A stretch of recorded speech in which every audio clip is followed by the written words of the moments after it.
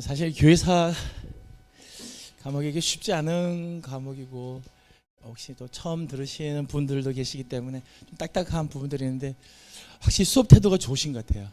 굉장히 열심히 잘 들으시고, 제가 이렇게 할 때 리액션도 잘 해주셔서 너무너무 감사합니다. 두 번째 시간에는요,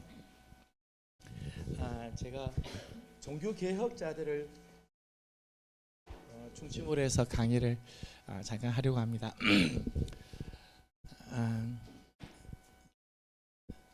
집사님이신가요? 이게 두 번째 강의는 어디에 켜지나요?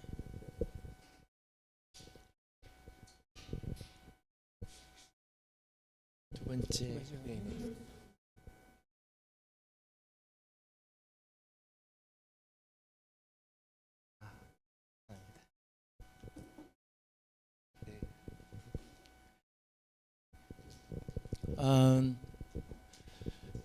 저희는 우리 교단은 대한예수교 장로회죠. 대한예수교 장로회. 우리는 어느 측이죠? 통합 측입니다. 예, 통합 측이고, 여러분은 어느 노회이신가요? 그래요. 역시 잘하네요. 하회노회. 네. 내 뿌리가 어딘가, 나는 어디 속했나, 이거 아는 것도 굉장히 중요하죠. 물론 우린 다 하나님께서 세우신 교회, 예수 그리스도의 피로 값진 교회를 다 다니지만, 나는 어느 교회에 속해 있는가 하는 것도 굉장히 중요하죠. 그래서 한국 교회에서 나는 어떤 위치인가를 또 생각해 보았고, 이 시간에는 우리 교회가 대한예수교 장로회잖아요. 장로회는 크게는 개혁교회라고 이야기를 합니다. 개혁교회 계통이 있어요. 여러분, 이제 기독교라고 하면요, 기독교 하면 세계 교회에서는 기독교는 크게 세 가지입니다. 세 가지. 하나는 우리가 있는 기독교라고 하지 않고 개혁교회라고 이야기를 해요. 개혁교회가 하나 있고요. 그 다음에 로만 캐토릭이 있어요. 로만 캐토릭이 있고, 그 다음에 동방정교회가 있어요. 크게 교파를 생각하면 이렇게 세 가지, 개혁교회, 로만 캐토릭, 그 다음에 동방정교회.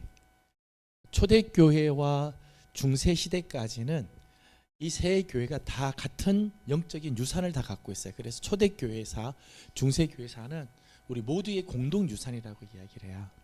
근데 1054년에 동방정교회가 서방교회와 동방교회가 나눠지게 돼요.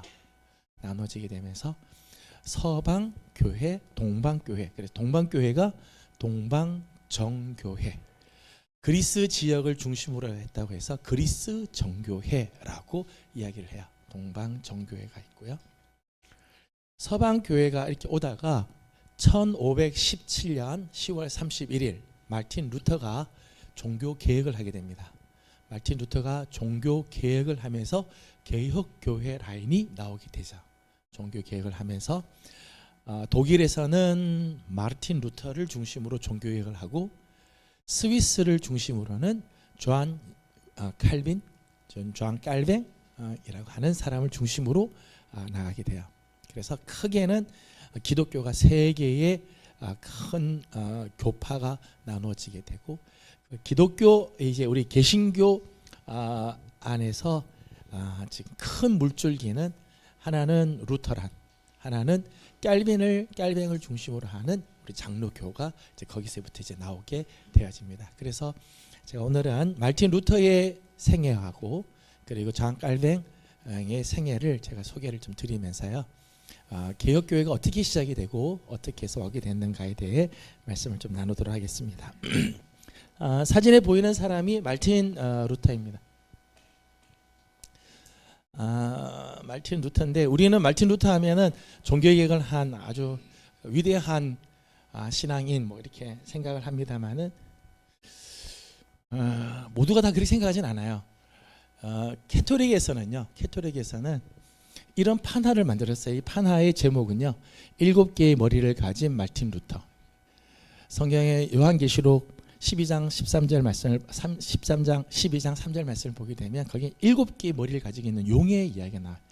그러니까 마귀의 수하에 있는 7개의 머리를 가지고 있는 그런 용의 모습을 하는데 마틴 루터가 마치 그렇다는 거예요.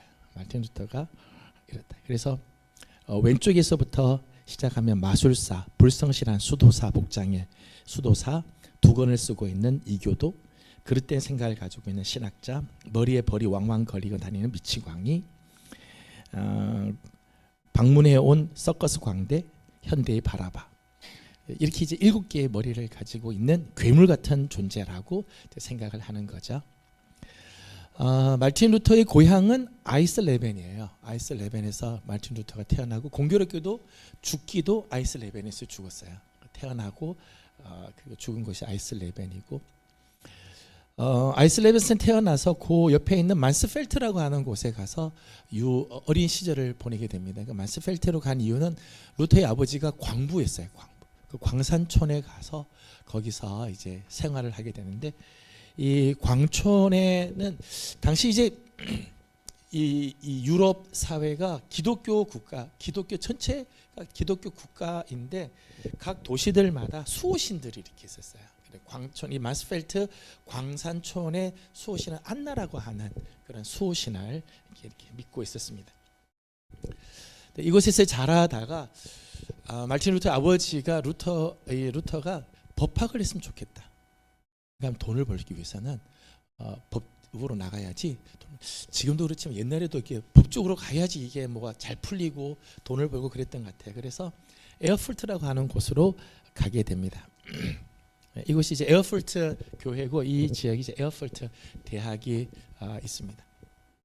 이 에어풀트라고 하는 이 지역은요, 작은 로마라고 하는 그런 별명이 붙었어요. 그러니까 로마를 본따서 만든 독일 안에 있는 작은 로마다라고 할 만큼 이런 그런 곳이, 이곳에서 마틴 루터가 17세에 대학교에 입학을 하고 그리고 21살 때 석사가 이미 되어지게 됩니다. 석사 학위를 받을 만큼 아주 뛰어나게 공부를 했어요. 근데 마틴 루터가 이곳에 있는 동안에 루터에게 영향을 주었던 선생님들이 계세요. 그 선생님들은 어떤 선생님들인가 하면 중세 시대 때는 토마스 아퀴나스라고 하는 큰 신학자가 있고요. 뭐 이제 이런 신학자가 있는가 하면 새로운 길을 모색하자. 이제까지 중세에서 왔던 신학교의 길 말고 새로운 길을 우리 모색하자라고 하는 운동들이 일어나게 돼요. 그래서 어려운 말은 비아 모데르나라고 하는데 새로운 길을 찾자. 학문적인 면에서나 신앙적인 면에서 새로운 길을 찾자라고 하는 운동이 일어나게 됐어요. 이게 이제 후기 스콜라주의자들의 움직임이에요.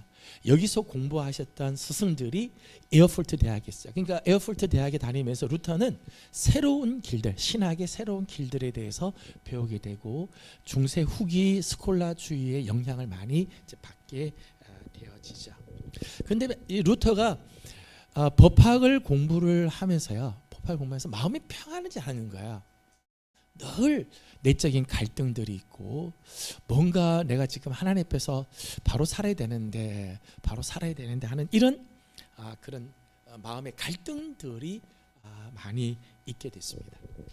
그러다가 1505년 7월 2일 날 방학이 돼서 집에 갔다가 돌아오는 길에 자기 친구와 같이 이제 학교로 복귀하기 위해서 오게 됩니다. 근데 갑자기 소나기비가 막 내리더니 천둥 번개가 치는 거야. 낙뢰가 떨어지는데 공교롭게 루터 같이 가던 자기 친구에게 낙뢰가 떨어져요.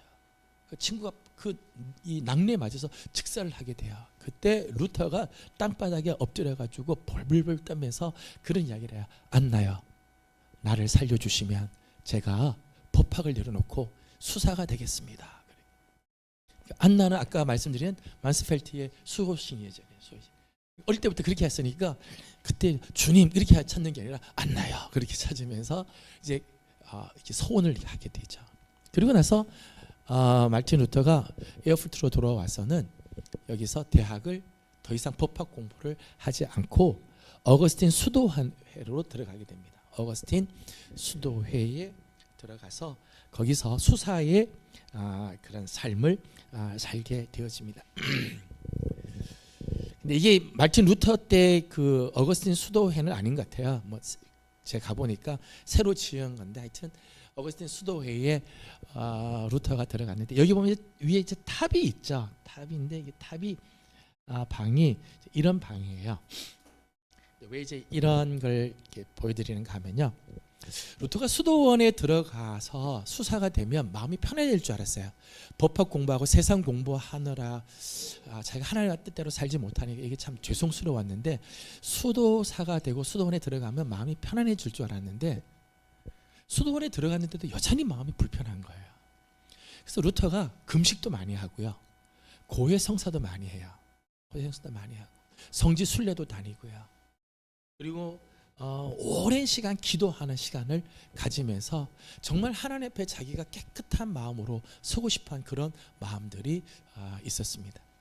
고해 성사를 얼마나 많이 했는지 이 자기 고해 성사를 해줬던 자기 스승이 스타우피츠라고 하는 스승이 있었는데 아침 먹고 가가지고는 고해 성사하고 돌아가면 또 하고 또 하고 하루에도 막 열댓 번씩 와서 하는 거야. 그래서 그래 니 도대체 뭘 그렇게 고해 성사할 게 많아서 하냐 했더니 제가 오늘 아침 밥을 먹다가 제가 밥 먹는 욕심이 생겼는데 제 이 탐심 때문에 제가 천국에 가지 못할 것 같습니다. 그러니까 스승이 보기에 참 기특하잖아요. 그죠? 밥 먹다가 밥 좀 더 먹고 싶은 그 욕심이 저도 오늘 밥 먹다가 좀 더 먹었는데 그런 걸 막 나는 탐심이 내 속에 있다 그러니까 처음에 이제 기특해가지고 그래 내가 네 죄를 사하노라 뭐 다음엔 밥 좀 적게 먹어라 뭐 이렇게 해줬는데 끝나고 나서 갔다가 다시 또 돌아오는 거야. 또 돌아가잖아요.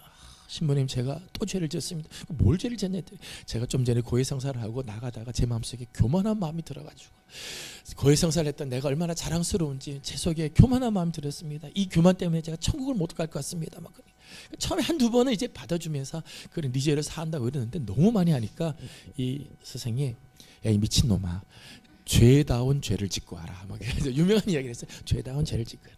근데 루터가 이렇게 고해 성사를 자주 하고 금식도 엄청나게 하고 수다사 생활을 열심히 했던 이유 중에 하나는 성경책을 읽다가 그의 마음에 걸린 부분이 하나 있었어요. 그게 어딘가 하면 로마서 1장 17절 말씀이에요.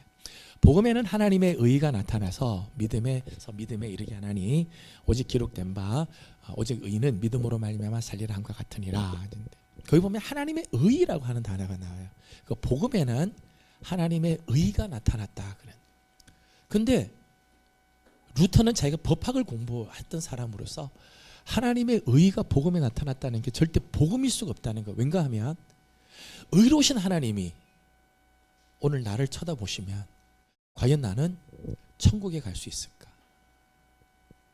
여러분 그렇죠? 여러분 하나님께서 불꽃 같은 눈으로 여러분의 삶을 다 쳐다보고 계시면요. 오늘 하나님 앞에서 내가 천국 갈 수 있다고 자신할 수 있는 사람이 누가 있겠어요? 그죠?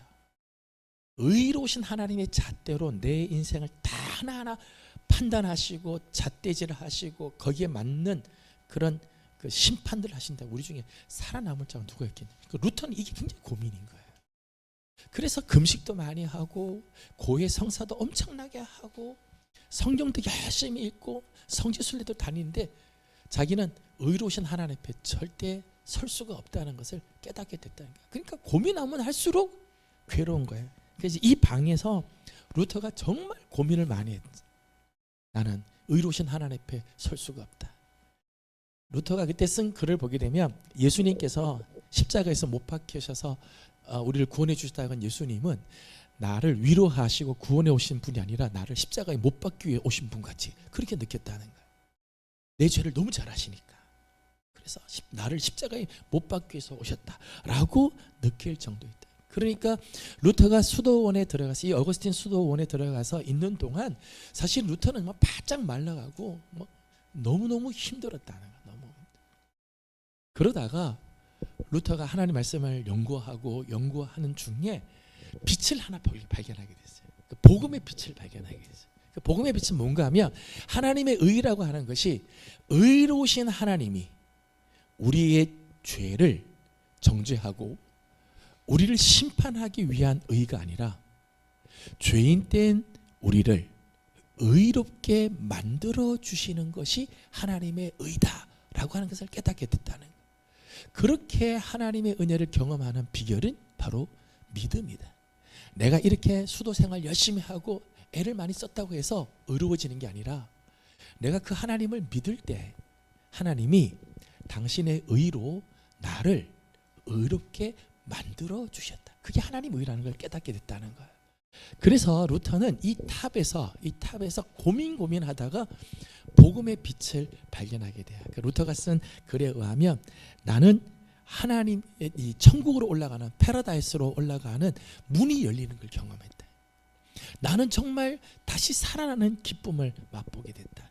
그런 경험을 하게 되어지죠. 그러면서 루터는 점점점 종교 개혁으로 나 중세시대 때의 그 신학, 중세시대 때 그 무거운 짐들, 신학적인 그 괴로움들 주었던 그 신학에서 벗어나서 복음의 참된 빛을 발견하게 되었다는 거죠.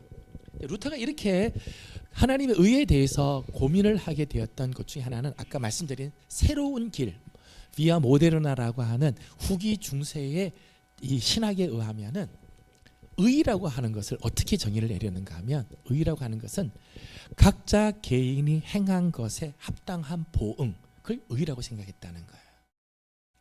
의라고 하는 말이요, 헬라 그 신화에서는요 디케라고 하는 신이 있어요. 디케라고 하는 여신이 정의의 여신이에요. 근데 디케 여신은 어떻게 생겼는가 하면요, 여러분 혹시 법원이나 아니면은 이런 데 가면은 그 동상이 있어요. 어떤 동상인가 하면 어떤 여인이 눈을 가리고요, 한쪽에는 저울을 들고 있고 한쪽에는 뭘 들고 있죠?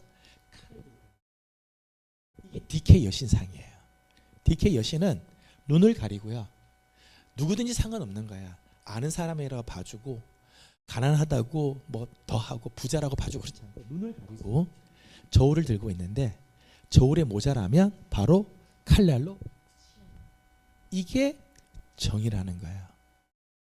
후기 중세 사람들이 이런 정의의 의식들을 갖고 있는 거예요. 하나님은 이렇게 생각하는 거죠. 하나님은 눈을 가리고 당신의 저울에 맞으면은 천국에 가는 거고, 저울에 맞지 않으면은 바로 죽인다. 근데 루터가 자기를 아무리 생각해봐도 하나님의 저울에 자기는 바로 설 수가 없는 거죠. 그러니까 날마다 하나님의 칼날이 자기 목을 내리치고 있는 것처럼 느꼈다는 거예요. 그런데 루터가 복음을 깨닫게 되는 거죠. 하나님의 의란 그런 의가 아니다. 세상에서는 사람들이 정의를 외칠 때 그런 정의를 외치지만 하나님의 의는 죄인 된 우리들을 하나님의 의로운 자로 만들어 주셔서 예수 그리스도의 보혈로 우리 죄를 씻어 주시고 우리를 의롭게 만들어 주셔서 우리를 구원해 주시는 하나님의 의, 그걸 깨달았다는 거예요. 그게 복음적인 깨달음의 모습이었습니다. 이렇게 이제 에어폴트에서 루터는 이런 경험을 하고 나서 비텐베르그라고 하는 곳으로 가게 됩니다. 여기 이제 비텐베르그, 루터가 갔던 비텐베르그 대학이에요. 당시에 비텐베르그는 사실 깡촌이었습니다. 굉장히 깡촌에. 당시 글에 의하면은 비텐베르그 이 마을에서 한 발짝만 밖으로 내디디면 우리는 원시림을 만날 수 있다. 그렇게 쓸 정도로 사실은 깡촌입니다. 근데 이 깡촌에 대학교를 짓자. 이 비텐베르크에 대학을 짓고 이 비텐베르크를 좀 발전시키자라고 하는 그런 생각들이 있어서 대학을 짓게 되어진 거예요. 그래서 비텐베르크 대학을 짓고 이 비텐베르크 대학에서 성경을 누가 가르칠 거냐? 그때 이제 루터를 이제 보내는 거죠. 루터를 보내서 이 대학에서 박사 과정을 마치고 그리고 거기서 성경을 가르치는 일들을 이제 하게 되었습니다.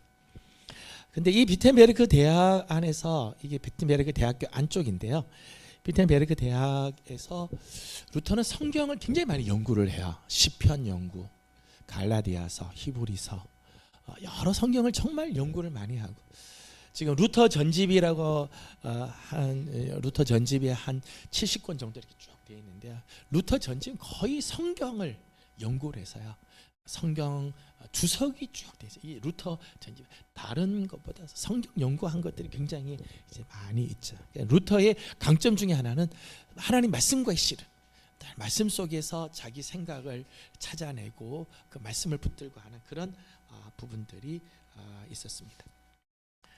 예를 들면 갈라디아서 주석 같은 경우는 갈라디아서 주석을 루터가 주석도 쓰고 강론도 하는데 하나 9번을 해요. 9번 하는데 그 중에서 갈라디아서 주석 큰 게 2가지가 아예 지금 남아 있을 정도로 갈라디아서 주석을 하면서 그 속에서 신학적인 발전도 하고 그 당대 많은 논쟁들을 이제 치루하게 되어집니다. 이제 비텐베르크 대학에서 이제 말씀을 가르치는 동안에 자기가 아까 깨달았던 하나님의 의, 하나님의 의가 뭔가, 또 하나님의 지혜란 뭐냐? 하나님의 지혜는 당신이 똑똑한 것을 우리에게 막 자랑하는 지혜가 아니라 어리석은 우리를 지혜롭게 해주는 게 하나님의 지혜다. 하나님의 능력이란 뭐냐? 하나님의 능력은 당신의 강력한 힘을 보여주는 게 하나님의 능력이 아니라 연약한 우리를 강하게 해주는 게 하나님의 능력이다. 이런 것들을 깨닫기 시작해요. 복음적인 깨달음이 나타나게 되어지죠. 비텐베르크에서 이렇게 깨닫게 되어지다가 로마 교황청에서는 이런 사건이 하나 일어나게 됐습니다. 이게 뭔가 하면 소위 말하는 면죄부예요. 사면부라고 하는 면죄부가 나오게 됐습니다. 당시 이 로마 교황청에 있었던 성 베드로 성당을 개축을 하고 증축을 하는데 돈이 모자라는 거예요. 돈이 모자라니까 헌금을 하는데 사람들이 이제 헌금도 그렇게 많이 하지 않으니까 이제 자구책으로 뭘 냈는가 하면 이 면죄부라고 하는 것을 냈습니다. 이 면죄부라는 거. 이 사람이 테첼이라고 하는 사람이에요. 요한 테첼이라는데 이 사람이 도미니칸 신부였고 교황청 행정 집행관이었는데 이 사람이 당대에 이 면죄부 파는 데는 아주 일가견이 있는 분이었어요. 이분이 가면 면죄부를 아주 잘 팔았다는 거야. 그래서 유럽을 다니면서 이제 면죄부를 이제 파는 거야. 이분이 이제 면죄부 이제 설교를 이제 하는 거야. 이제 제가 약간 시범을 보여드리겠습니다. 횃불을 들고 강대상에 올라가요. 횃불이 막 타.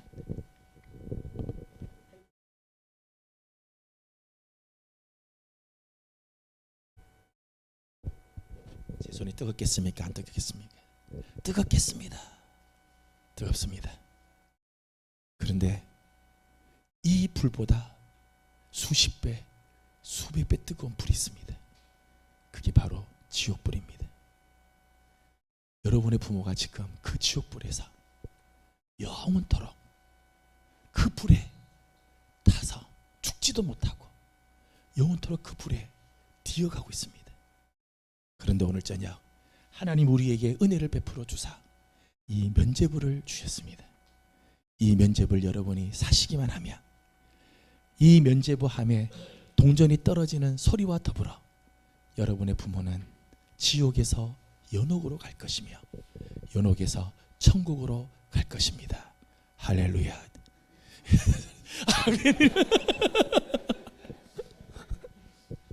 당시대 사람들은 성경을 잘 몰랐어요. 왜냐 하면 성경은 불가타라고 하는 라틴어로 적혀 있어요.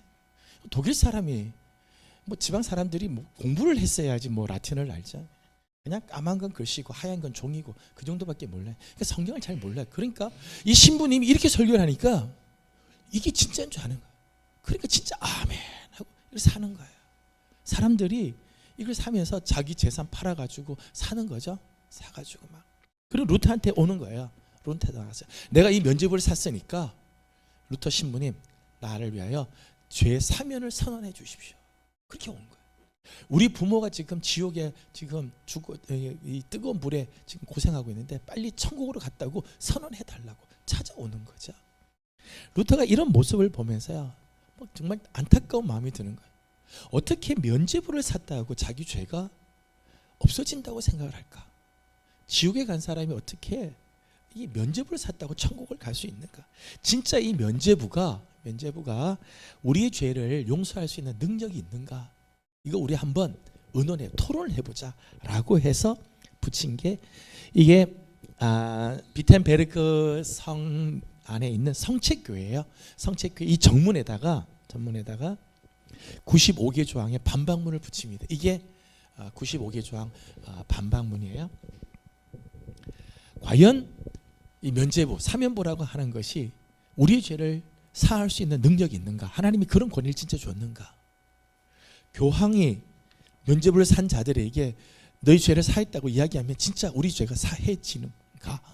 여기 대해서 우리 한번 토론을 해보자라고 해서 95개 조항에 반박문을 붙인 거예요. 대자보를 붙인 거죠. 근데 사실 루터가 대자보를 붙일 때 머리띠를 하고 개혁, 종교개혁 이렇게 쓰고 하자 이렇게 한 건 아니에요.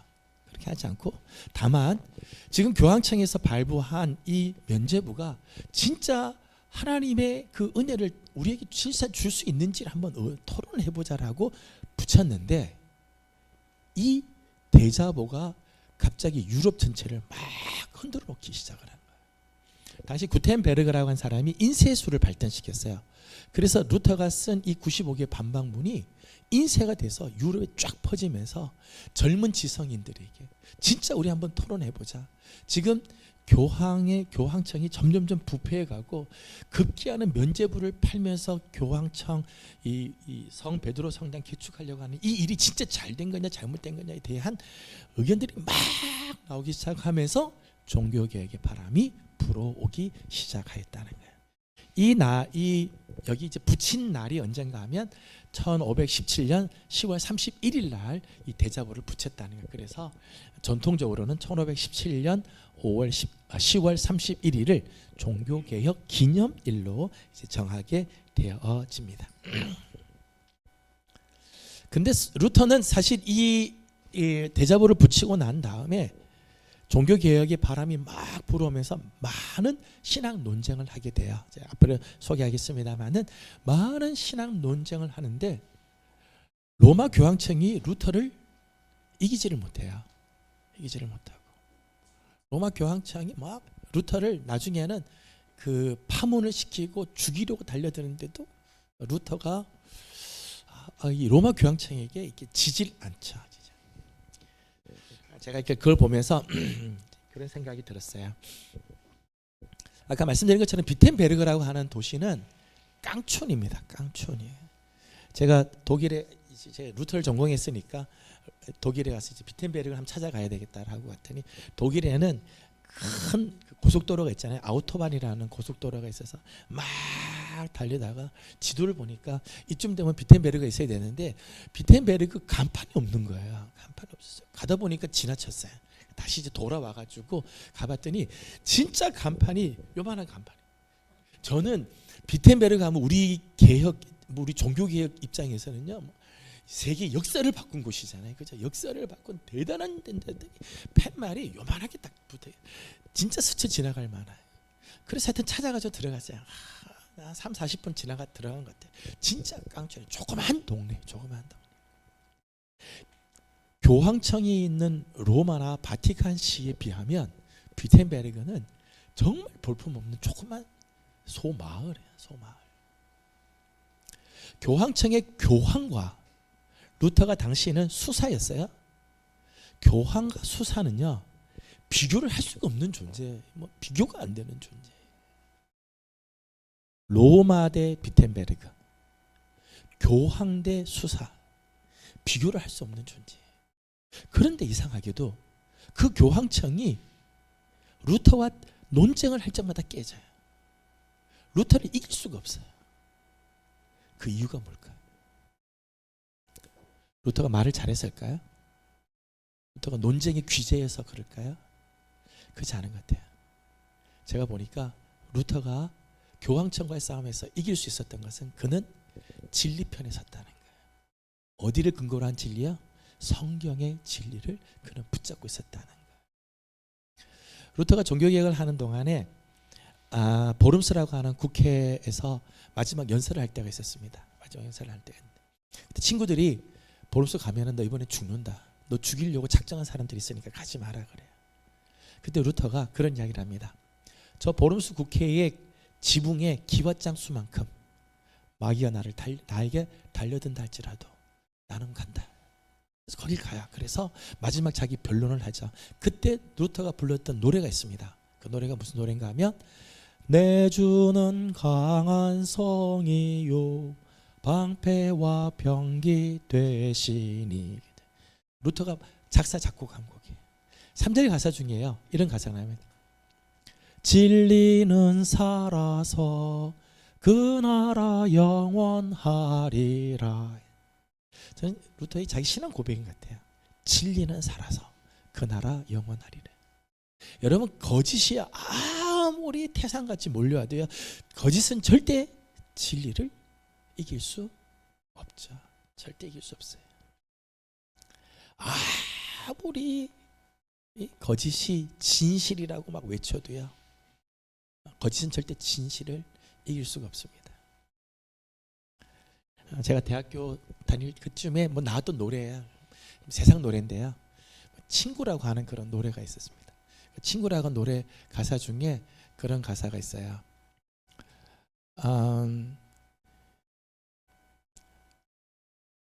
갑자기 생각이 오랫동안 안 불렀더니 거기 가사 중에 이것이 아니라고 이야기할 사람, 세상 모든 사람들이 다 그렇다고 해도 이건 아니라고 할 사람 세상에 누가 있겠는가.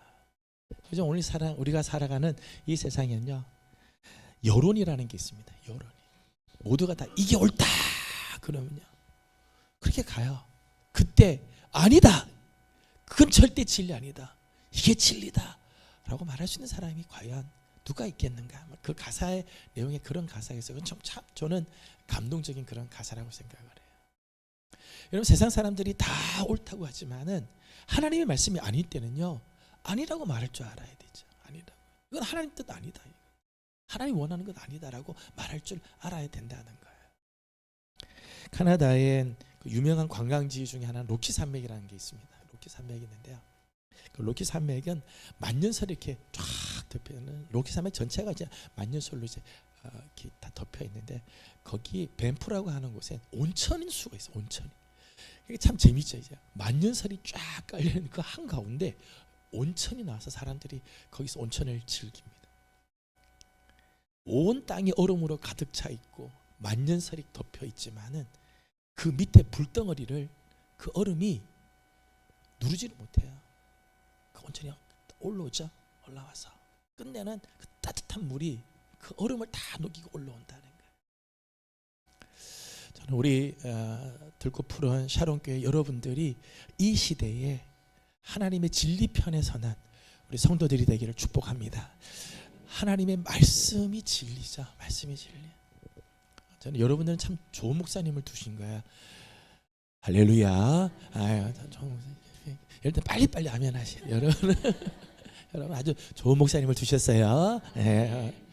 우리 엄 목사님이 정말 강점은 하나님 말씀을 붙잡으려고 하는 거잖아요. 그죠? 말씀이 진리고요. 진리 위에 서 있으면요, 아무리 정말 보름수 국회 기왓장 숫자만큼 마귀가 달려들어도요, 절대 마귀는 오히려 이기지 못해요. 왜요? 진리 편에 서 있으니까. 진리의 힘이 정말 대단하죠.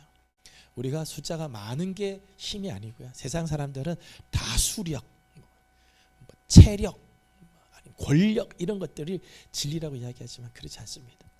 정말 하나님의 말씀이 진리고 진리 편에 설 때에 진정한 힘이 있게 될 줄로 믿습니다.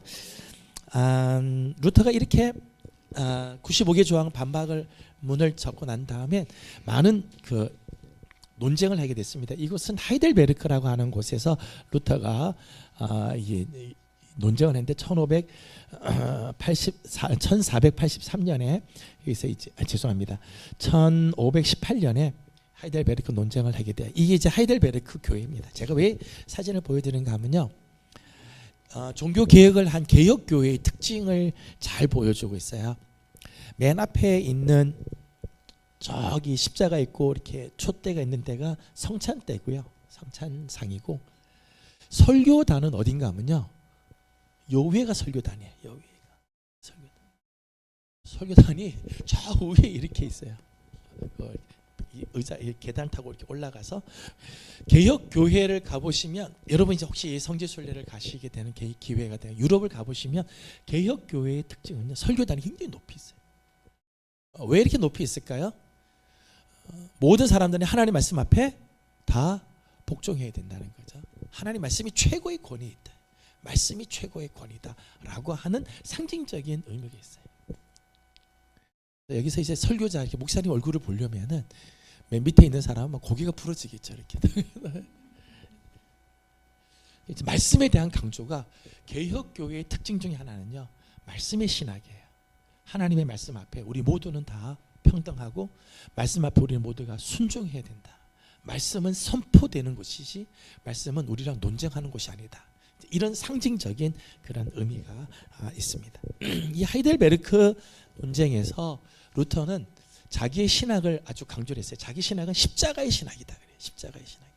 그러니까 십자가의 신학이라고 하는 것은 하나님을 알 수 있는 가장 최고의 길, 그건 십자가다. 십자가를 통해서 우리는 하나님을 가장 정확하게 알게 되고 십자가를 통해서 우리는 예수 그리스도를 정확하게 알 수 있다. 그러니까 십자가를 통해서만. 그래서 루터의 신학을 보게 되면 모든 길은 예수 그리스도를 통해, 그리스도의 십자가를 통해서 우리는 모든 것을 알 수 있다라고 그렇게 신학을 이야기를 하게 됩니다. 십자가 속에서 하나님의 그 영광을 알게 되는 거죠. 반면에 캐토릭의 신학은 영광의 신학이라는 거예요. 이 영광의 신학이라는 건 뭔가 하면 십자가를 통해서 하나님이 아는 게 아니라 인간 우리에서부터 시작해서 하나님께로 올라가는 것, 우리 인간의 지식, 인간의 경험, 인간의 열정 이런 걸 통해서 하나님께 나아가는 신학을 영광의 신학이라고 해요. 십자가의 신학은 하나님께서 우리에게 십자가를 통해서 당신을 알려주시는 신학이라면, 영광의 신학은 내 노력으로 하나님께 올라가는 신학을 영광의 신학. 루터가 하이델베르크 논쟁에서 굉장히 강조한 부분이죠. 나는 십자가의 신학, 그리고 십자가를 통해서만 하나님은 당신의 진리를 우리에게 알려주신다. 이런 논쟁을 하였습니다.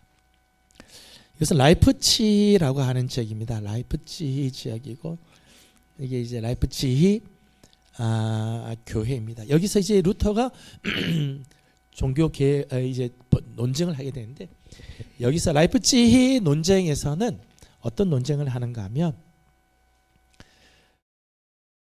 로마 교회는 뭐라고 생각하는가 하면 예수 그리스도의 그 권위가 누구에게 주어지는가 하면 베드로에게 오고, 베드로에게 온 그 권위가 로마 교회에 주어졌다. 그렇게 생각을 해요. 로마 교회가 예수 그리스도의 정통을 이어간 교회다라고 주장을 해요. 그래서 로마 캐토릭의 로마 교황청이 진짜 진리의 보호자고 진리를 담고 있고 로마 교황청이 모든 진리의 수호자다라고 생각을 하는 거예요.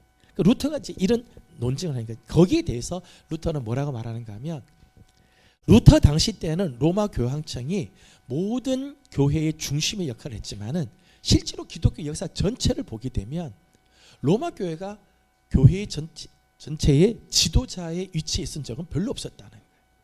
기독교 역사 전체적으로 보게 되면 로마 교회가 꼭 기독교의 중심 역할을 하지 않았다. 오히려 다른 교회들이 더 많은 역할들을 하고, 오히려 기독교의 진리를 정말 잘 수호했던 것은 니케아 종교회의, 이게 오히려 진리를 더 많이 했다. 그런 면에서 로마 교황청이 진리를 가지고 있고 로마 교황청만이 성경을 올바로 해석할 수 있는 곳이 아니다라고 하는 논쟁을 한 거예요. 그래서 루터가 이때 여러 개 이제 책을 썼어요. 그 중에 책이 어떤 책이 있는가 하면, 독일의 기독교 귀족들에게 보내는 글, 교회의 바벨론 포로에 관하여, 이런 책들을 쓰게 됩니다. 독일의 기독교 귀족들에게 보내는 글, 이 책에는요, 로마 교황청에는 이렇게 생각을 했어요. 성경을 읽을 수 있는 권한은 교황에게밖에 없다. 성경을 가르칠 수 있는 권한이 교황에게 있다. 잘못된 것을 시정할 수 있는 권한이 교황에게 있다. 모든 권한이 교황에게 있는 거로 다 있어요.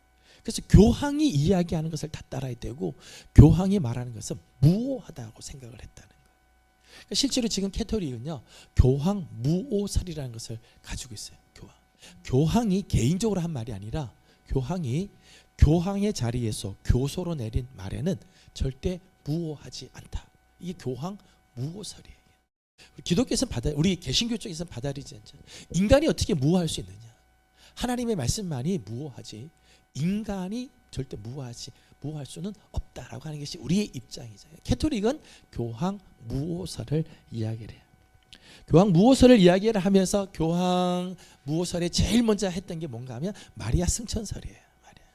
캐토릭은 마리아가 무흠 잉태를 했다고 생각을 해요. 무흠 잉태라고 하는 말은 무흠, 흠 없이 예수님을 잉태했다. 무흠 잉태설. 그래서 예수님이 죄 없는 분으로 태어나려면 마리아가 죄 없는 분이셔야지 이 예수님이 죄 없는 분도 태어날 거 아니냐. 그래서 무흠 잉태설을 하죠. 마리아는 죄가 없는 분이에요. 마리아가 죄가 없으면은 죽을까요, 살까요? 죄가 없으면 죽을까요, 살까요? 우리가 죽는 이유는 죄의 삭시 사망이기 때문에 죽잖아요. 그래서 우리가 죽는 건 죄 때문에 죽는 거죠. 죄가 없으면 안 죽는다는 거예요.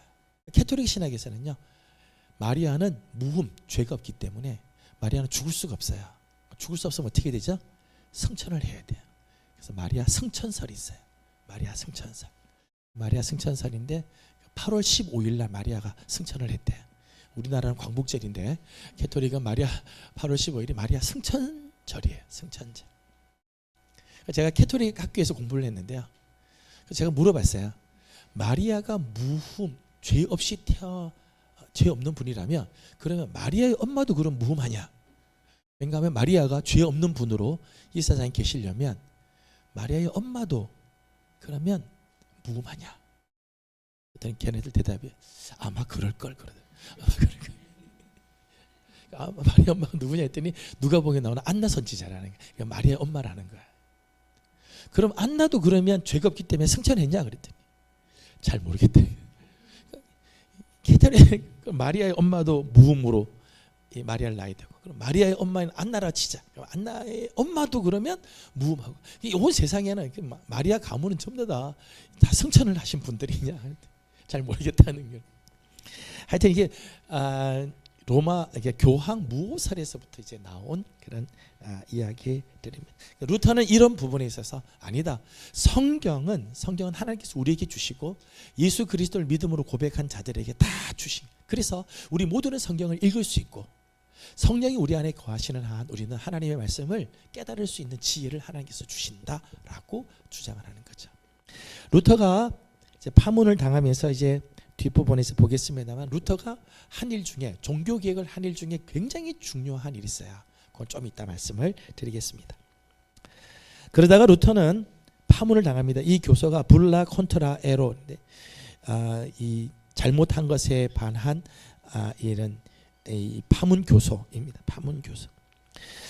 루터는 이제 파문 교서를 당합니다. 1520년에 로마 교황청으로부터 이제 파문을 당하게 되고 루터가 썼던 95개의 조항의 반박문 그리고 로마 교황청이 제시하는 41가지의 잘못된 부분들을 철회하지 않으면 파문을 시키겠다. 그렇게 경고를 내리죠. 루터가 이 경고장을 불살라 버려요.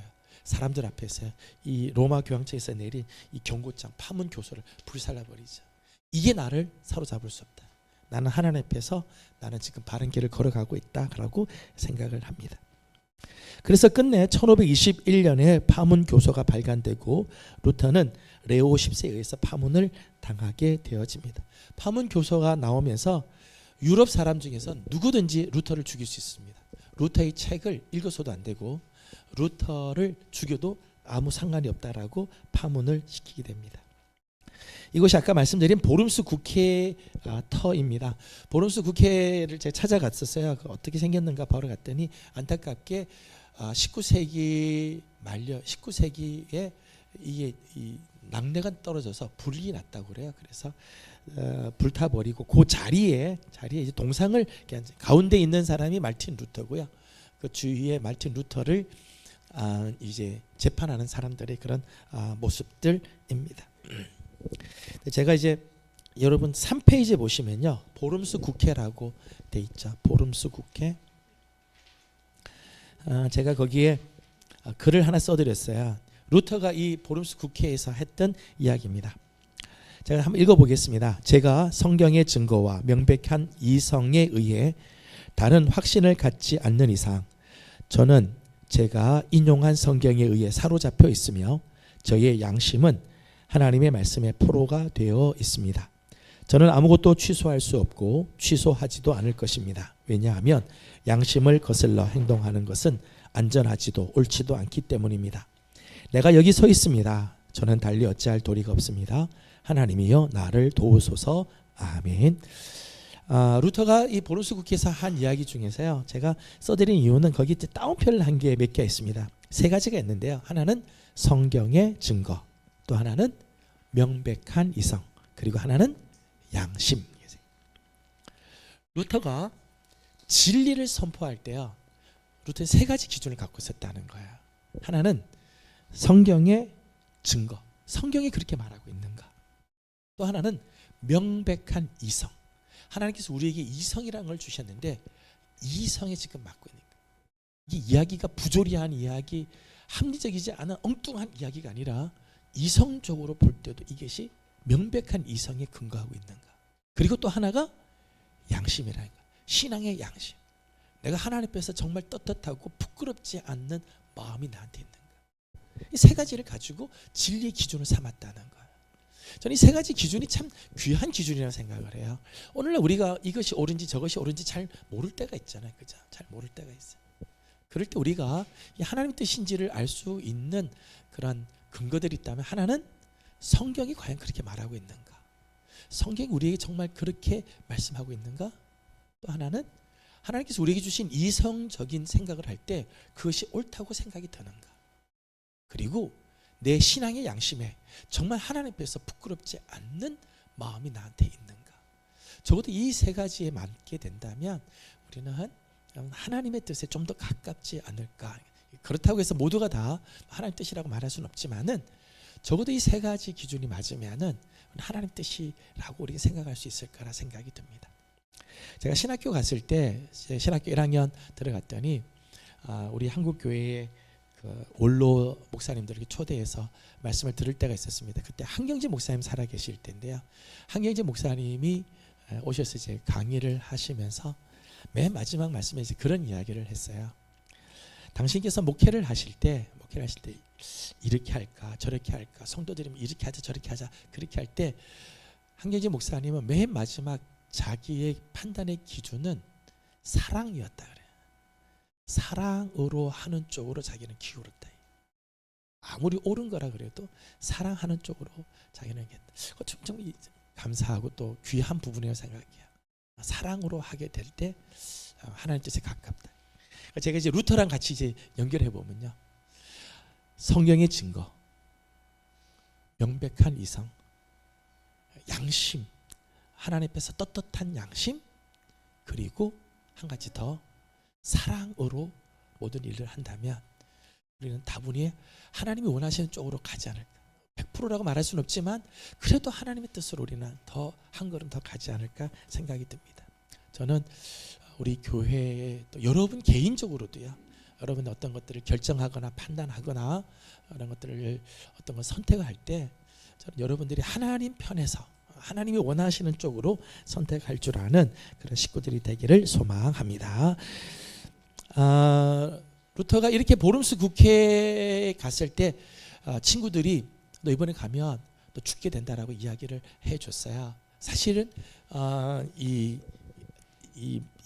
루터를 죽이려고 하는 자객단이 한 40명 정도가 사실 준비하고 있었어요. 루터가 보름스 국회에서 자기 생각을 처리하지 않으면 나올 때 아예 죽여버리자라고 했던 자객단이 이렇게 있었습니다.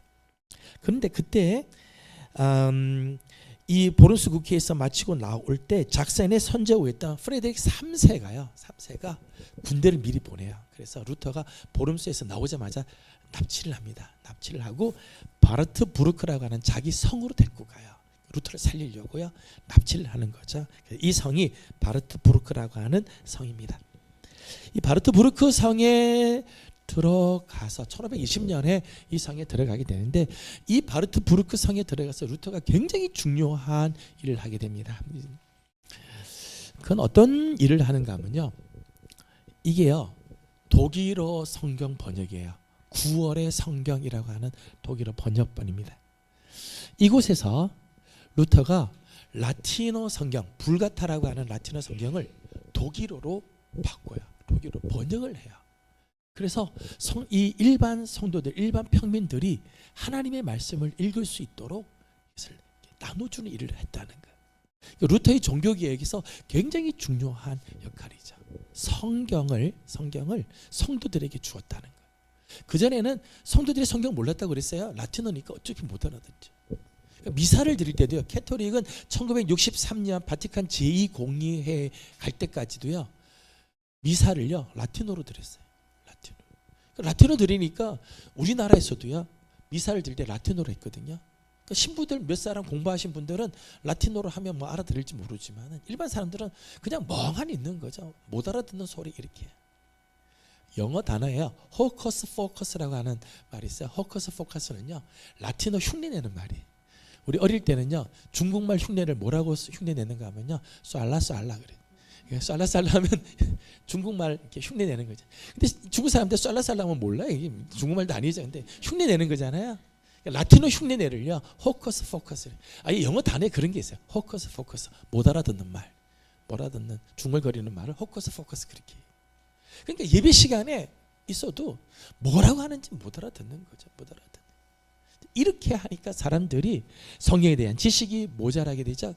성경에 대한 지식이 모자라면 뭐가 발달하는가 하면요 미신이 발달하게 돼요. 예수 믿으면서 미신적인 신앙으로 가게 되는 거예요.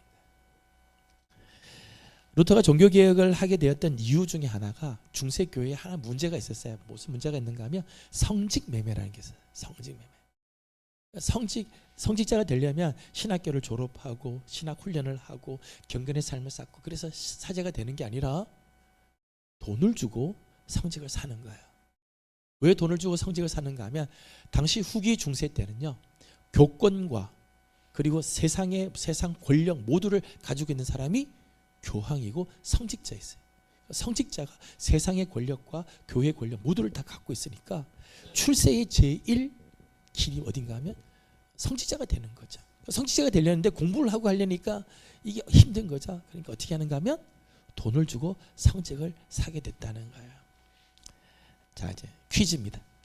내가 100만 원을 주고 성직 목사가 됐어요.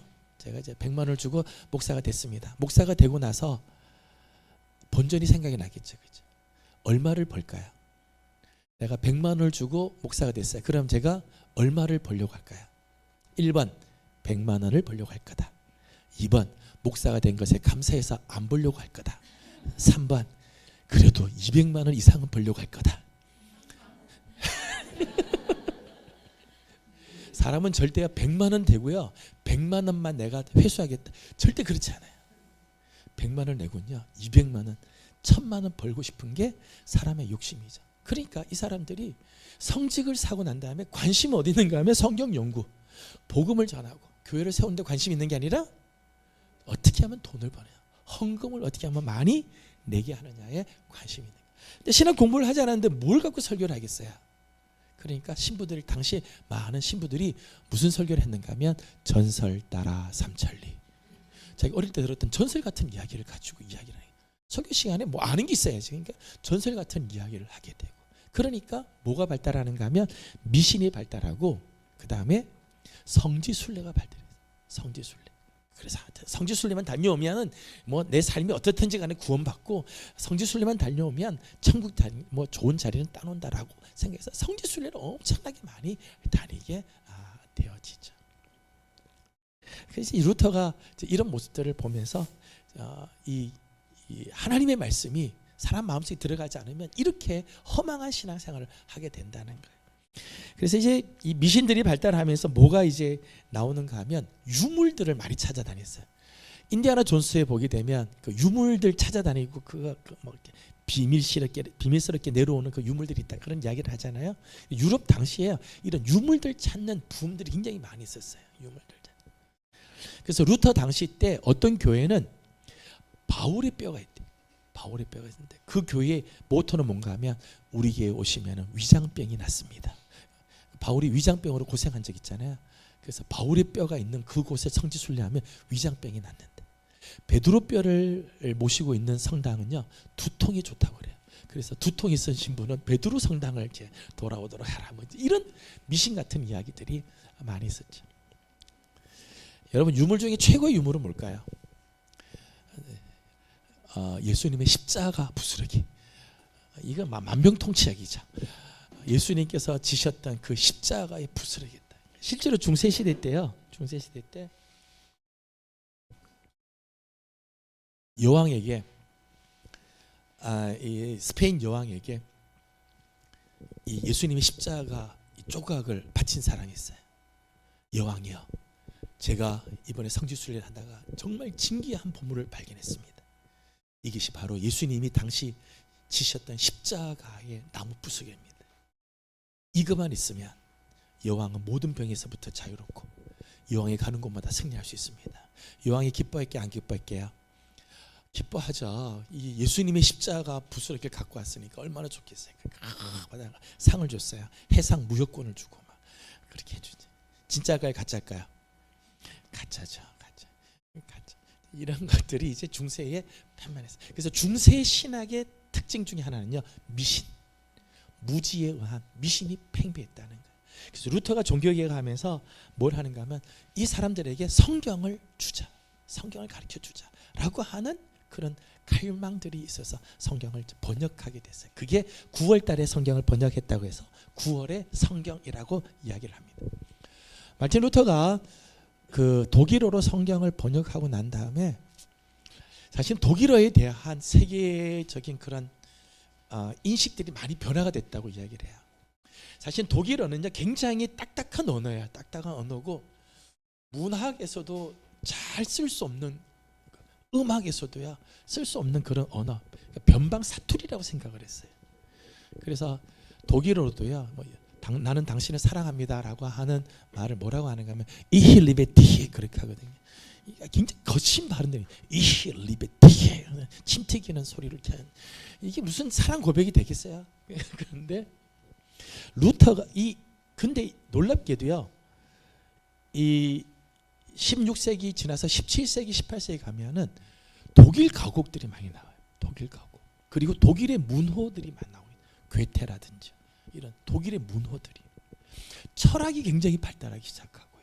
그렇게 됐어요. 놀라운, 그죠? 독일어가 이렇게 세계적으로 유명한 언어가 될 수가 없다는 거예요. 근데 지성사적으로 보게 되면 언제 독일어라고 하는 언어가 세계에서 두각을 나타나기 시작하는가 하면 마틴 루터가 성경을 독일어로 번역한 다음부터 독일어에 대한 인식이 바뀌었다는 거예요. 독일은 투박한 언어지만 그 언어가 성경을 담으니까, 하나님의 말씀을 담으니까 그 언어의 가치가 바뀌게 됐다는 거예요. 놀라운 그런 일이죠. 여러분, 내가 어떤 그릇인가, 내가 질그릇이냐 나무 그릇이냐 보다 더 중요한 건 내 그릇 안에 뭘 담고 있느냐가 중요하죠. 하나님의 말씀을 담고 복음을 담고 있고, 오늘 내 인생 안에 예수 그리스도가 담겨져 있으면 내 인생의 가치가 달라지죠. 내 인생의 가치는 놀라운 은혜의 가치로 바뀌게 되는 거죠. 루터가 종교개혁을 하는 동안에 했던 중요한 일 중에 하나입니다. 그러다 루터는 다시 비텐베르크로 몰래 잠입해 들어왔습니다. 사실 이 바르트부르크 안에서는 이 프레데릭 3세가 보호해 주니까 안전했지만 여기 밖에만 나가기만 하면 언제나 죽을지 모르죠. 그런데 루터가 어느 날 몰래 이제 비텐베르크를 찾아오게 됩니다. 비텐베르크를 찾아오게 됐던 이유는 종교개혁이 한창 진행이 되는 동안에 그 열광주의자들이 나타났어요. 열광주의자들이 나타나서 로마 교황청과 싸울 뿐만 아니라 이제는 정부하고 부딪히는 그런 일들이 많이 나오게 됐습니다. 대표적인 경우가 이 토마스 뮌체라고 하는 농민 전쟁을 일으킨 사람이에요. 농민 전쟁. 루터는 교황청과 싸우고 진리를 위해서 싸웠던 그런 모습이고, 이 농민 전쟁을 한 사람들은 농민들이 이 정부하고 싸워서 자기들의 자유를 찾아가는 그런 모습들이죠. 그러니까 농민 전쟁을 했던 사람들은 마틴 루터가 우리 편일 거라 그런 생각을 이제 하게 되죠. 근데 이 농민 전쟁을 하는 사람들은 다분히 열광주의자들이 많았습니다. 여러분, 열광주의자들은 하나님께서 직접 내게 계시를 줬다고 하는 생각이 강력해요. 하나님 직접 나한테 말씀했다. 그러니까 성경 필요 없다. 성경 필요 없고 하나님 직접 내게 말씀해 줬다. 요즘 말하면 직통 계시를 받는 거죠. 직통 계시를 받아서 지금 하나님이 나에게 말했다. 그래서 막 하는 거예요. 그러니까 루터가 바르트부르크에 있는 동안에 비텐베르그 안에요, 이런 열광주의자들이 막 나타나서 자기들이 어젯밤 하나님을 만났다, 뭐 성령께서 말했다 이러면서 자기식으로 막 하는, 교회가 오히려 더 혼잡하게 되어지게 되죠. 그래서 루터가 비텐베르그 찾아와서 아니다, 너희들 하나님 말씀에 근거한 개혁을 하고 하나님 말씀 위에 올바로 서야 된다는 것을 이제 강조하게 되어집니다. 이 사람은 마틴 루터의 부인입니다. 폰 보라라고 하는 여자인데요. 카타리나 폰 보라라고 하는 여자인데 1525년에 루터가 이 여인과 결혼을 하게 돼요. 한참 종교개혁이 막 이루어지고 있는데 루터가 이렇게 결혼을 하는 바람에 친구들한테 야단 맞아요. 친구들한테, 야 지금 너 정신이 없냐? 너 지금 한참 종교개혁하는데 너 지금 결혼해가지고 미룰 연행 떠나면 누가 이 종교개혁을 한단 말이냐? 이제 이렇게 돼요. 캐톨릭 쪽에서도 비난이 있었습니다. 왜 그런가 하면 이 카타리나 폰 보라는 수녀 출신입니다. 수녀고요. 마틴 루터는 수사 출신입니다. 수녀 수사가 될 때 다 서약을 해서 무슨 서약을 한가 하면 나는 결혼하지 않겠다고. 그런데 둘이서 결혼을 하게 되죠.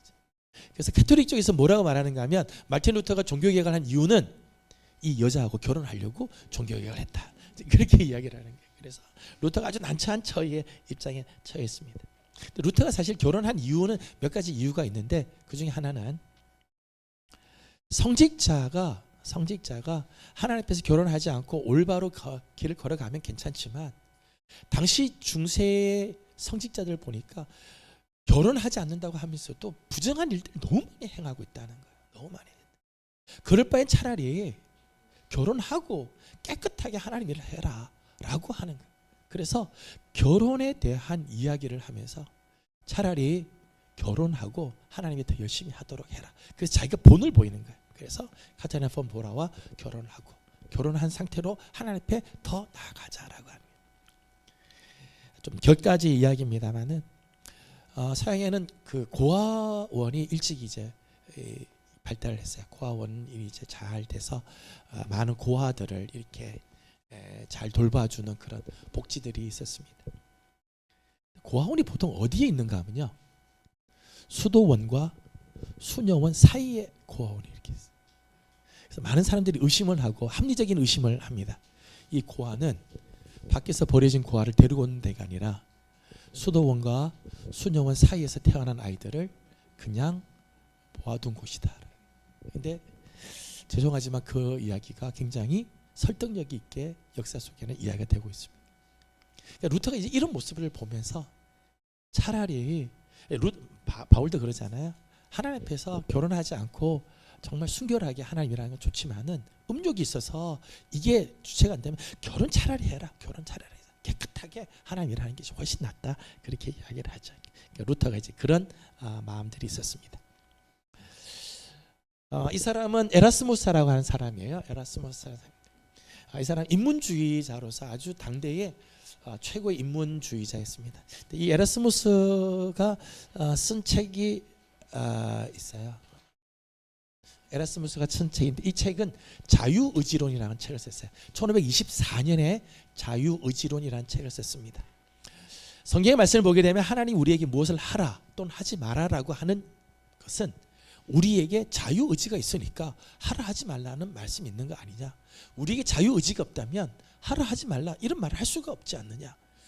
하나님께서 오늘 우리에게 말씀을 해주시고 말씀을 지키는 자에게 복을 주시는 건 우리에게 자유의지가 있기 때문에 자유의지로 하나님 말씀에 순종하는 자에게는 하나님이 복을 주시고 내 자유의지로 하나님 뜻을 거역한 사람은 하나님이 벌을 주시는 거 아니냐. 그래서 우리에게는 자유의지가 있다라고 하는 책이 이 책입니다. 자유의지론이라고 하는 책이에요. 이 책을 쓴 것에 대해서 마틴 루터는 그 다음 1525년에 루터는 노예의지론이라는 책을 썼어요. 노예의지론. 아니다. 우리 인간의 의지는 노예의지다. 노예의지다. 루터가 이렇게 말하는 이유는 이 세상에 진짜 자유의지를 가지고 계신 분은 하나님밖에 없다. 하나님만이 당신이 원하는 것을 언제나 할 수 있고 당신의 의지가 언제나 바른 의지를 가지고 있다. 그래서 오직 자유의지는 하나님만 가지고 있다. 우리 인간은 아담이 죄를 지은 이후로 우리 인간의 의지는 다 죄의 노예가 되어 있다. 내가 아무리 선을 행하려고 해도 내 의지가 이미 죄에 오염이 돼 있어서 내 의지는 바른 길로 가지 못하고 늘 죄 짓는 곳으로 가게 돼 있다. 이게 노예 의지론의 이야기입니다. 에라스무스 이야기도 맞는 것 같지만 루터는 자기 경험, 자기가 아까 말씀드린 수도원에서 그렇게 하나님 앞에 의로운 삶을 살려고 애를 쓰지만 그렇게 되지 않는 자기의 모습을 너무너무 잘 알고 있죠. 인간의 의지는 노예 의지다. 이런 쓴 책이죠. 아주 유명한 책입니다. 제가 새 차를 산 적이 있었어요. 새 차를 사가지고 고속도로에 딱 나가 보면은 핸들을 가만히 놔둬도요 차가 똑바로, 그래서 고속도로 구간 중에 똑바른 길이 있으면 제가요 손을 싹 놔요. 차가 그냥 쫙 가죠. 집사람이 옆에 있다가 핸들 놓지 말라고 막 그러는데 저는 가끔씩 막 똑바로 가죠. 그게 참 신기하고 좋아요. 어느 해 눈이 많이 오다가 저 뒤에서 차가 제 뒷 범퍼를 옆에서 이렇게 받았어요. 대각선으로 쿵 부딪혔어요. 차가 찌그러져가지고 공장에 들어갔어요. 공장에 들어가서 고쳤습니다. 고쳐서 나왔더니 깨끗하게 원래의 모습으로 돌아온 거예요. 그래서 그래서 고속도로 나가서 제가 핸들을 싹 놨어요. 근데 이상하게요 핸들이요 오른쪽으로 싹 휘는 거예요. 자꾸 옆으로 자꾸 가는 거. 이상하다 해서 바로 핸들 바로 해가지고 또 가다 보면 또 휘는 거예요. 보니까 자동차에는 휠 얼라이먼트라는 게 있어요. 이게 부딪히니까 약간 굽은 거죠. 틀어진 거죠. 틀어졌어요. 이걸 잘 잡지 못한대요. 이거는 조금 미세한 거니까 잡을 수가 없다는 거예요. 제 차는 겉으로 보면 첫 번째 차하고 똑같은데 제 차는 이미 기울어졌어요. 오른쪽으로 기울어져가지고 차는 가만히 놔두면 오른쪽으로 간다는 거예요. 제가 그걸 보면서요 루터의 생각이 났어요. 우리가 죄의 오염이 되고 나면 나는 아무리 똑바로 간다고 생각하고 가지만은 우리는 죄 쪽으로 기울어 갈 수밖에 없는 거예요. 여러분 지옥 가는 법을 혹시 아시나요? 지옥에 가는 법. 가만히 있으면 지옥 갑니다. 여러분이 하고 싶은 대로 하시면요 지옥 가요. 왜요? 우리의 의지는 늘 죄로 굽어져 있기 때문에. 루터가 이야기하는 노예 의지론입니다. 루터가 이제 교회를 방문하면서 종교개혁을 하고 난 다음에 이제 여기저기 교회가 세워졌는데 신학 공부 제대로 하지 못하니까 예배를 어떻게 인도해야 될지, 뭘 전해야 할지 잘 모르자.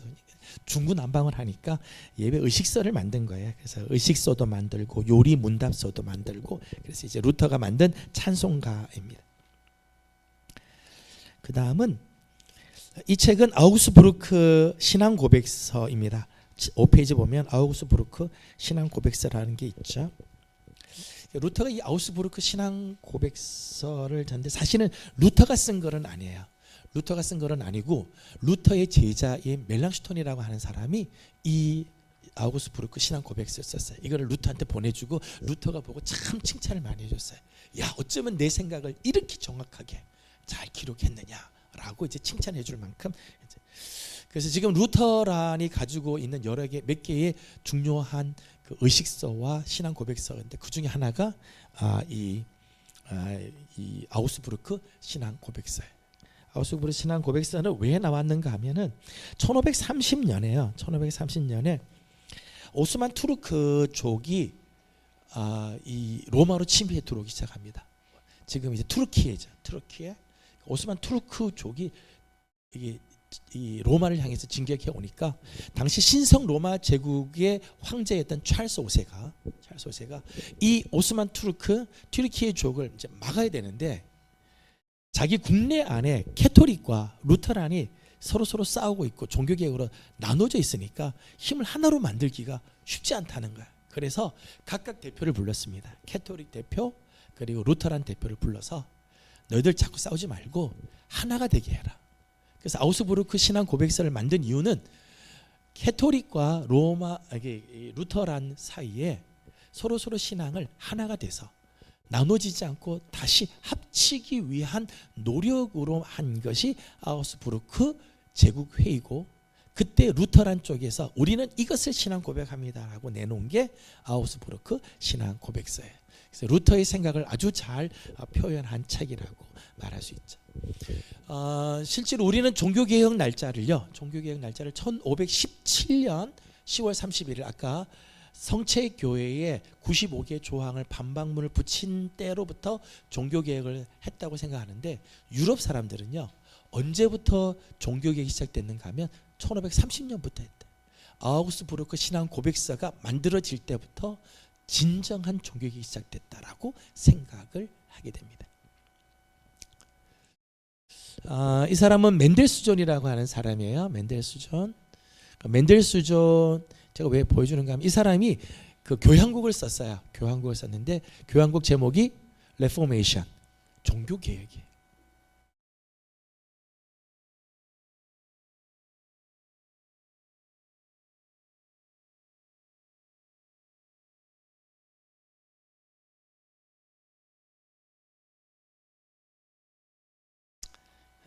또 안 나오는군요. 근데 멘델스존이 종교개혁이라고 하는 이걸 했는데, 그 부제를 뭐라고 붙였는가 하면 종교개혁 300주년을 기념해서 이 곡을 썼어요. 종교개혁 300주년을 기념해서 썼는데, 그 해가 언젠가 하면 1830년이 종교개혁 300주년이라고 했었어요. 그러니까 300주년 빼면 1530년을 종교개혁으로 날을 본 거죠. 1530년이 어떤 해인가 하면 아까 말씀드린 아우스부르크 신앙 고백서가 나온 해. 그러니까 유럽에서는 그때가 종교개혁일로 이제 보기도 한다는 거예요. 이 작품은요 주덴샤우라고 하는 작품입니다. 루터가 만든 작품이 아니고요. 주덴샤우라고 하는 말의 뜻은요 유대인의 돼지, 이런 뜻이에요. 유대인의 돼지. 유럽 사람들은 유대인에 대해서 이런 생각을 갖고 있다는 거예요. 유대인들이 가장 부정한 짐승으로 생각하는 게 뭐죠? 돼지죠, 돼지. 근데 지금 돼지 밑에 아이들이 돼지젖을 빨고 있는 거예요. 돼지젖을 빨고 있는 이 사람 누군가 하면 유대인들이라는 거예요. 유대인들이 돼지를 부정하다고 이야기를 하면서 저들은 돼지젖을 빨아먹고 있다. 이걸 비꼬아서 만든 게 주덴샤우라는 거예요. 유럽에 이런 작품들이 많이 있어요. 많이. 이런 주덴샤우적인 그런 생각들, 유대인들을 경멸하는 그런 작품들이 많이 있죠. 유대인들을 이렇게 경멸했던 이유 중에 하나는 유대인들이 굉장히 생활력이 강하니까요. 생활력이 강하니까 하여튼 돈 버는 일에는 아주 막 일가견이 있죠. 그래서 고리 대금을 통해서 돈을 막 악착같이 모으는 그런 일들을 했어요. 그래서 유대인들 사회에서는 굉장히 경멸하는 그런 부분들이 있었어요. 근데 루터의 책에도 이런 주덴샤우적인 그런 책이 있어요. 어떤 책들이 있었는가 하면 유대인과 그들의 거짓말에 관하여, 쉔 함포랏과 그리스도의 계보, 다윗의 마지막 말에 관하여, 이런 책들이 있었는데, 이런 책들이 다 유대인들에 대한 반유대적인 그런 글들이 있었어요. 근데 루터가 이런 반유대주의적인 그런 글을 썼던 이유는, 사실은 루터는 처음에 유대인들과 굉장히 좋은 관계를 맺었어요. 루터가 쓴 책 중에는요 그리스도는 유대인이었다, 예수는 유대인이었다, 이런 책을 써요. 예수님도 유대인 출신이니까요. 유대인들에 대해서 굉장히 우호적인 생각을 갖고 있었어요. 그래서 유대인들을 만나고 유대인의 이 랍비들, 그러니까 샴포레라고 하는 이 랍비를 만나서 예수님에 대한 복음을 전해요. 그러니까 처음엔 유대인에 대한 좋은 감정을 했는데, 유대인들에게 예수님을 이야기를 하고 복음을 이야기하는데 전혀 받아들이지 않는 거예요. 예수를 그리스도로 생각하지 않고 예수를 아주 폄하하고 유대 한 청년 이단자 같이 그렇게 이야기를 하고 막 그래요. 그래서 복음을 전하다 나중에는 포기를 하게 되죠. 포기를 하면서 쓴 작품들이에요.